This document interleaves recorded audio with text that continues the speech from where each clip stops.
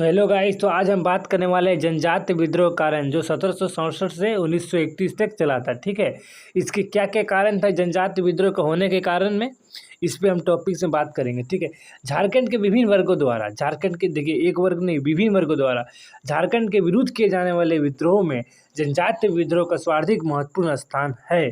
ठीक है, जनजातीय विद्रोह के निम्नलिखित कारण थे। सबसे पहला कारण राजनीतिक कारण, हम चर्चा करेंगे राजनीतिक कारण में क्या क्या था, इस पर हम टॉपिक में बात करेंगे। ठीक है, तो सबसे पहले बात है कि आंतरिक स्वायत्ता पर आघात। ठीक है, प्राचीन काल से आदिवासी अपने प्रदेशों में आंतरिक स्वायत्ता की स्थिति में रह रहे थे। मतलब कि इसका कहने का अर्थ है कि वो अपने कुछ भी होते थे, चाहे वो बड़े से बड़े सजा हो, वो लोग आपस में ही इसे सुलझा देते थे। लेकिन उनके प्रदेशों पे शासक इस स्वायत्ता को छीनने का प्रयास नहीं करते थे। लेकिन आरंभ से ही अंग्रेजों ने अपना पूर्ण अधिकार स्थापित करने का प्रयास किया। इससे आदिवासियों में व्यापक असंतोष फैल गया। ठीक है, दूसरा पॉइंट है, ये पहला पॉइंट था आदिवासियों के मुखियों पर नियंत्रण। ठीक है, जो आदिवासी को मुखिया था उस पर भी नियंत्रण, इसके एक कारण था जनजातीय विद्रोह का। ब्रिटिश प्रशासकों के मत में आदिवासी अपने शासकों के अधीनहीन अवस्था में जीवन व्यतीत कर रहे थे और उनके प्रधान मूर्ख, विलासी और अत्याचारी वो अंधविश्वासी थे। अतएव उनको नियंत्रण में रखकर ही आदिवासी को भलाई की हो सकती थी। आदिवासियों ने इसका विरोध किया। ठीक है, तीसरा देखिए क्या कारण था जनजातीय विद्रोह का कारण।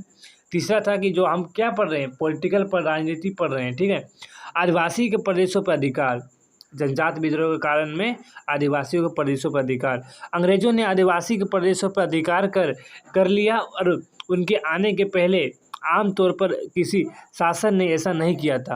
अंग्रेजों ने, देखिए उसका आगे है, अंग्रेजों ने स्मारक, व्यापारिक, प्रशासनिक आवश्यकताओं को, ठीक है, प्रशासनिक आवश्यकता के मैनेजर उनके प्रदेशों में सड़कें बनवाई, पुलिस थाने में स्थापित किए, वो सैनिक छावनी बनाई। देखिए चौथा कारण क्या था राजनीति में जनजातीय विद्रोह का, ब्रिटिश प्रांतों में बनाए गए कानून को लागू करना। लॉर्ड कॉर्नवालिस ने यह प्रयत्न किया गया कि झारखंड के आदिवासी भी उस कानून का पालन करें जो किसी कंपनी की सरकार ने ब्रिटिश प्रांतों के लिए बनाए गए थे। ठीक है, लॉर्ड कॉर्नवालिस। अंग्रेज प्रशासकों ने सामान्य जनता आदिवासियों को में फर्क करना जरूरी नहीं समझा और सबको एक ही लाठी से हाँकने की कोशिश की। इससे आदिवासियों पर बड़ा रोष फैला। देखिए आगे क्या है, अधीनस्थ कर्मचारियों द्वारा शोषण। आदिवासी क्षेत्रों में ब्रिटिश शासन की स्थापना के लिए अनेक अधिकारी भेजे गए। ठीक है, उनके अधीन पुलिस की सिपाही व अन्य कर्मचारी नियुक्ति किए गए। अधीनस्थ कर्मचारियों में ज़्यादातर बिहार बंगाल के लोग थे, अर्थात गैर झारखंडी थे।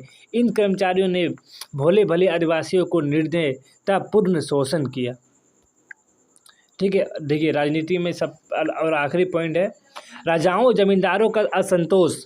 कंपनी सरकार ने झारखंड में अनेक राजा जमींदारों के उनके प्रभाव क्षेत्र में उखाड़ दिए। जैसे पलामू के जगन्नाथ सिंह को उखाड़ दिए गए, छोटानागपुर खास के दर्पनाथ शाह को हटा दिए गए, रामगढ़ के मुकुट सिंह को हटा दिए गए, ढालमुम के जगन्नाथ ढाल को हटा दिए गए, संथाल परगना के जमींदार आदि।